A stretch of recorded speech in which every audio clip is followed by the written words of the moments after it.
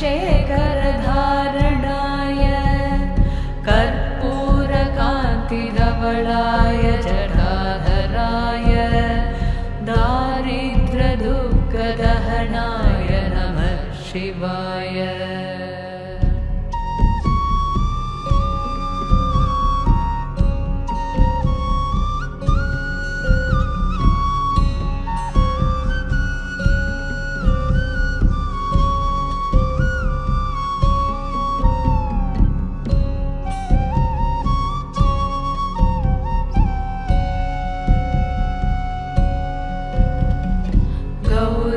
प्रियाय रजनीशकलाधराय कालान्तकाय भुजगाधिपकङ्कणाय गङ्गाधराय गजराजविमर्दनाय दारिद्र्यदुःखदहनाय नमः शिवाय।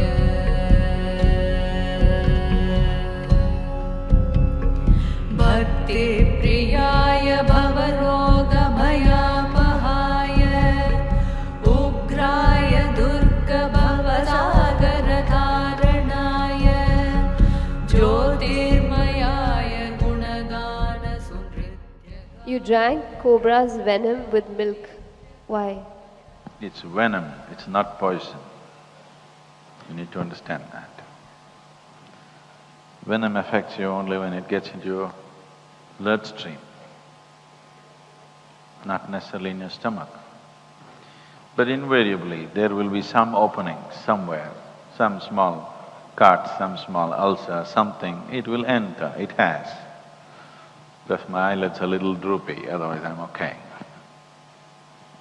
So whatever I offer to him, how do I offer to him without me taking it on? Venom worked out very well for me a long time ago. It took my life away, but it gave me something more precious than life.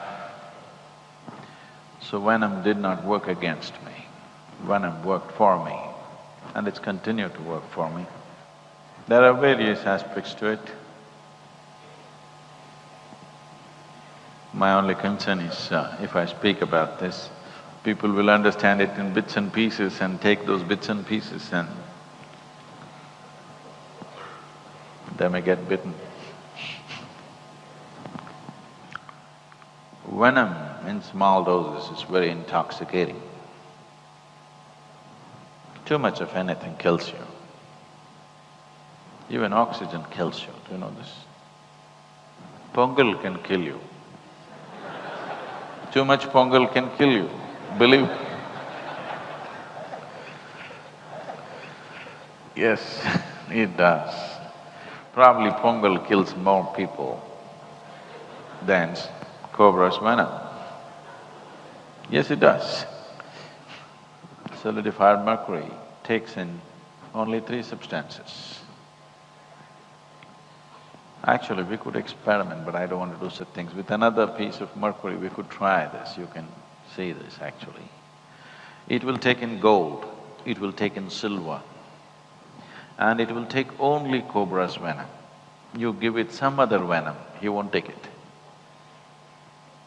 He's very choosy about it.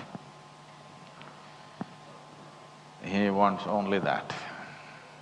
These are only 3 substances that he will eat, nothing else he will touch. So that's not without reason, there is good reason for that. If we have to put it into terms that you understand as science,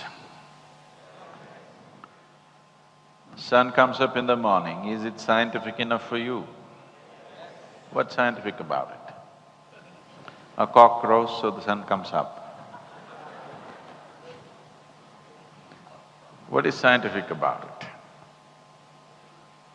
Nobody can ever explain why of everything, according to modern science.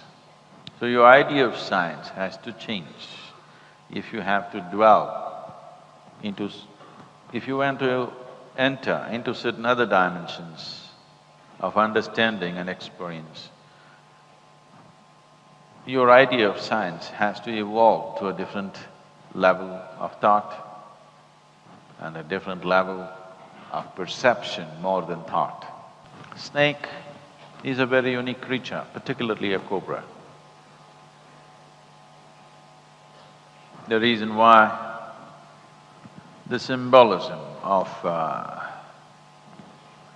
the snake, the raised hood upon Shiva's head, worn as an ornament, is…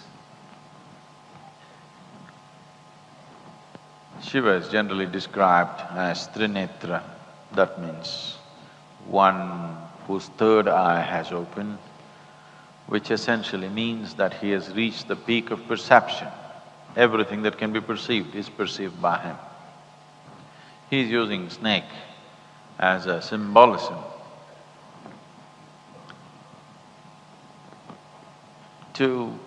in a way, the statement is that he is as perceptive as a snake. What is so perceptive about a snake? A snake in, let's say, Velangiri mountains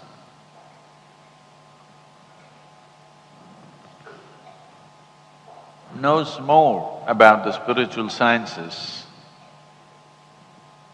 than any of you for sure, than any spiritual book that you can read on the planet. He knows more about it. Not intellectually, energy-wise. He just knows. Because everything that's happened in this region, phenomenal things have happened in this region. If you want to know the science of, let's say, creating Dhyana Linga, they know